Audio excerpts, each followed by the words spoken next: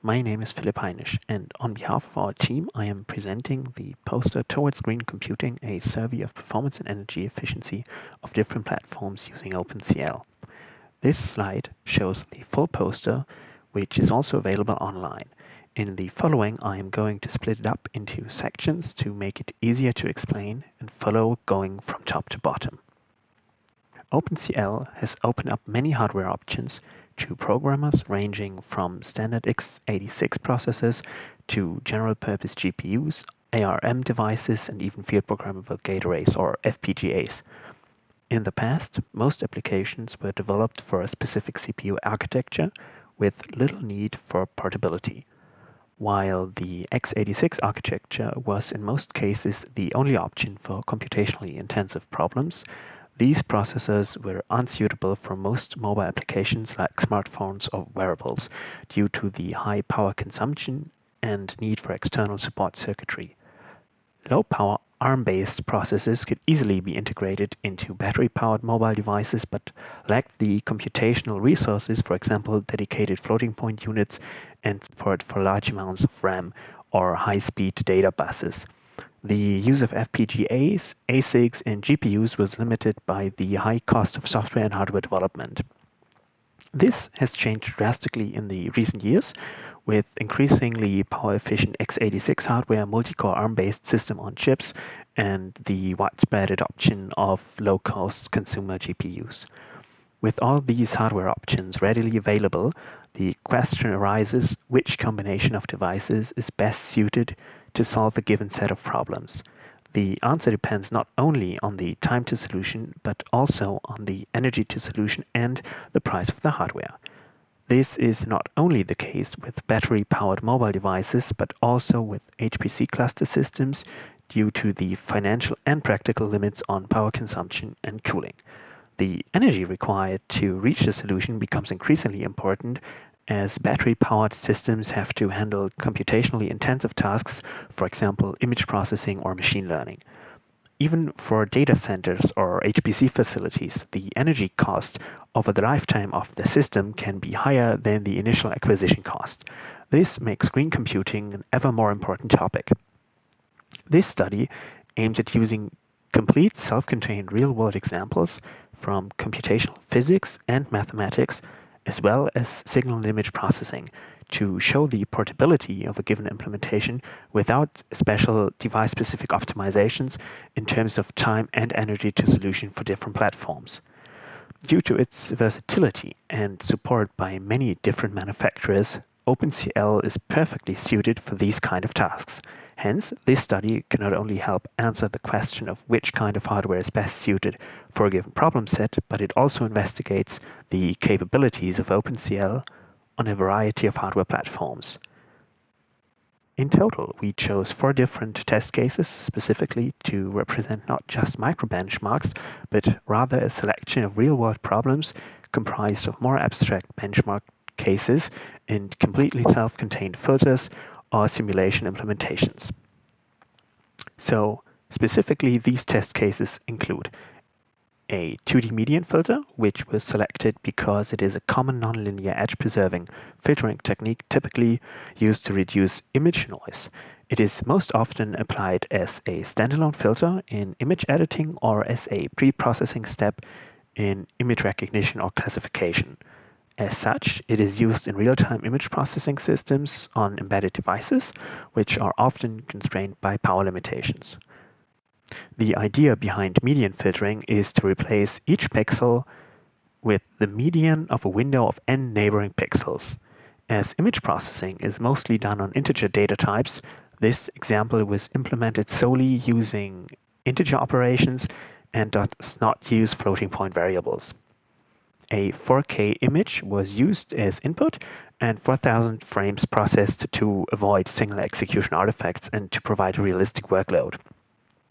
As the underlying algorithm can easily be parallelized and implemented independently of hardware specifics, this example was also used to verify the OpenCL runtimes with a pure CPU-based OpenMP implementation. The next test case is a dot product example, which is a standard algebraic operation calculating the sum of the products of the corresponding entries of two vectors of equal length. The dot product reduces the input data to a single output value, which is inherently difficult to parallelize as the individual steps are not independent of each other. This kind of reduction requires atomic memory operation, which can incur large performance penalties, especially on GPUs. Another test case is the calculation of the cross-correlation, which is a signal processing technique used to measure the similarity between two datasets depending on the displacement of one of the inputs.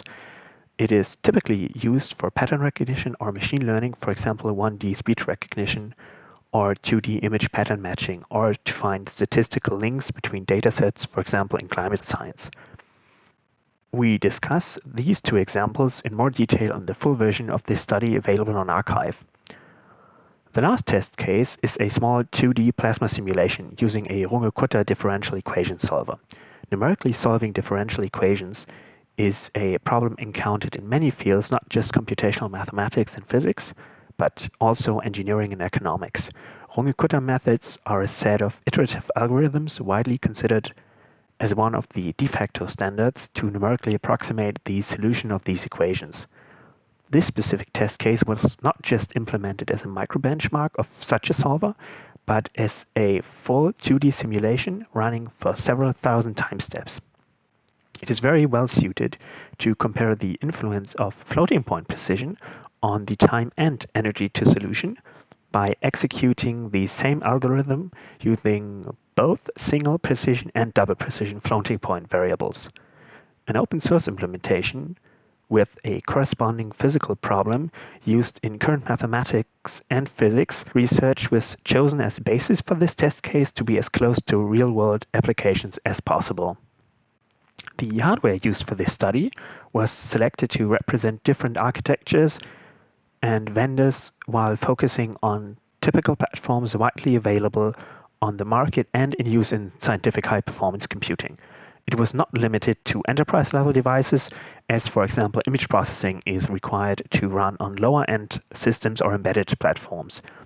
In total, 22 different discrete GPUs, 3 different integrated GPUs, and 14 server and workstation CPUs manufactured by Intel, AMD, and NVIDIA were tested. As ARM-based systems are becoming increasingly important, 4 ARM-based CPUs and 2 ARM-based integrated GPUs were tested as well. No specific performance-related changes like overclocking were made to the systems. The OpenCL benchmarks were tested against similar implementations of the algorithms in MATLAB, CUDA, C++, AMP, and C++ and OpenMP to verify the results and ensure that comparable or better time to solution was achieved by the OpenCL implementation. This approach was also used to ensure that none of the test cases intrinsically favors one architecture.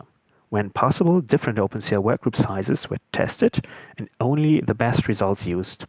While it is known that OpenCL is not necessarily performance portable and can benefit from low-level device-specific code tuning, the test cases were optimized in such a way that the results were comparable to other implementations across different devices to avoid any implementation and problem-specific advantage for any of the specific devices. Linux, Windows, and Mac OS operating systems were used to exclude any possible bias due to differences in the operating systems. Due to the large differences in architecture between hardware platforms, selecting generic test cases without intrinsically favoring specific setups is challenging. Especially while testing highly parallel applications on multi-node clusters, performance can be dominated by the efficiency of interconnect networks and memory architecture. Such results are therefore only meaningful for a specific system or cluster, and care must be taken when these results are generalized. That's why, for this study, benchmarking was only performed on single nodes to eliminate any influence of network architecture or additional overheads associated with distributing the workload across nodes or network overhead. To avoid caveats of classical microbenchmarking, while still being able to use the less powerful ARM systems, a compromise between reducing the complexity of the program and reducing the size of the problem itself was chosen. OpenCL was selected not only because it targets all intended platforms using the same source base, but also because it has execution time profiling features already built in. This is specifically important when comparing accelerators with dedicated memory against CPUs because the additional memory transfer overhead has to be taken into account. To simulate real-world workloads, the individual test cases were executed back-to-back several thousand times using the same input data to yield an average time and energy to solution. The open-source cross-platform tool Toolkitical was used as a framework on the host to execute and profile the different kernels. This tool was specifically designed to execute generic OpenCL kernels on HPC systems, both for production use and for profiling and benchmarking. The data input and output, kernel source and OpenCL settings are completely handled by HDF5 files, which makes it possible to encapsulate the individual test cases into separate self-contained files and use the same host application for all runs to ensure comparability. Toolkitical also includes support for vendor-specific power and temperature profiling for AMD, Intel, and NVIDIA hardware, which was used to measure the power consumption whenever possible. All necessary test cases are open source and available as part of the Toolkitical tool on GitHub. A true RMS digital lab multimeter was used to log the current consumption during execution on different platforms to provide a measurement-based reference for the vendor-specific power profiling and to provide the data for devices without profiling support. The conversion efficiency of the power supplies, typically between 80 and 90%, was also accounted for, and the measurements corrected based on the specific device to represent the actual power consumption. To determine the energy to solution, the time series of power measurements, either taken from the profiling API or external current measurements, was numerically integrated over the kernel execution time. To prevent bias caused, for example, by storage or networking hardware, the baseline idle power consumption was determined first and subtracted from the power measured during execution. Then each run was repeated at least 3 times and only the averaged results were used for the final analysis. As expected, the computational power of these devices is vastly different. Therefore, the time to solution is not directly comparable. In contrast, the energy required to solve the given problem is not directly related to the computational power of the device, but rather to the performance per watt, or generally the energy efficiency of the device. This, of course, assumes that only the power required to run the actual computational device is considered, excluding peripheral storage systems, networking, and other related hardware. These figures show the runtime results for 3 of the test cases as an example. As expected, in general, enterprise-level GPUs outperform consumer-level GPUs, which are still slightly faster compared to service CPUs. Modern workstation CPUs are comparable in performance to older service CPUs, and the ARM devices are expectedly the slowest. The Runge-Kutta simulation test cases also show that in general, the performance penalty for using double precision instead of single precision floating point is much worse for GPUs compared to CPUs, while almost all even older GPUs outperformed the CPUs with single precision, at least by an order of magnitude. With double precision, the GPU advantage has decreased to an average factor of only slightly above 2. Especially consumer-grade GPUs lack the necessary hardware acceleration to natively use double precision, causing this big performance hit. The performance of some of the AMD GPUs is also lower than expected, which seems to be related to general OpenCL driver issues and could not be mitigated by different tuning techniques. The results for the energy to solution are much more interesting. While enterprise-level GPUs are also the most energy efficient, ARM CPUs are comparable or even better in energy to solution compared to x86 CPUs. These results are especially surprising as the POCL driver had to be used for the ARM CPUs because no vendor optimized proprietary drivers were available, compared, for example, to the Intel CPUs using the optimized Intel framework. Especially the Mali G52 outperforms server CPUs and even older GPUs in energy efficiency, and even the older Mali T628 is more energy efficient compared to most desktop-level CPUs and comparable to older Tesla GPUs. Overall, the integrated GPUs show little advantage in terms of both energy and time to solution compared to the corresponding CPU. Only for single precision floating point based tasks, integrated GPUs are about 2 times as energy efficient as the corresponding CPUs, while also on average 15% faster in runtime. Still, this shows that for the computationally based scenarios investigated as part of this study, in general, it makes little sense to use the integrated GPU instead of the actual CPU, as it offers very little advantages, especially as the integrated GPUs were not tasked with providing complex GUIs or high-resolution video output while running these test cases. This is, of course, different for specific graphics-related tasks like video encoding, because specific hardware acceleration is built into these devices and missing in CPUs. These two figures show the runtime and energy efficiency over the year of release of the corresponding device, both for CPUs and GPUs, using the 2D median filter test case as an example. As the selected devices were released over a time span of almost a decade, it is interesting to look at the development over time. The decrease in runtime over time is well known as part of Moore's law.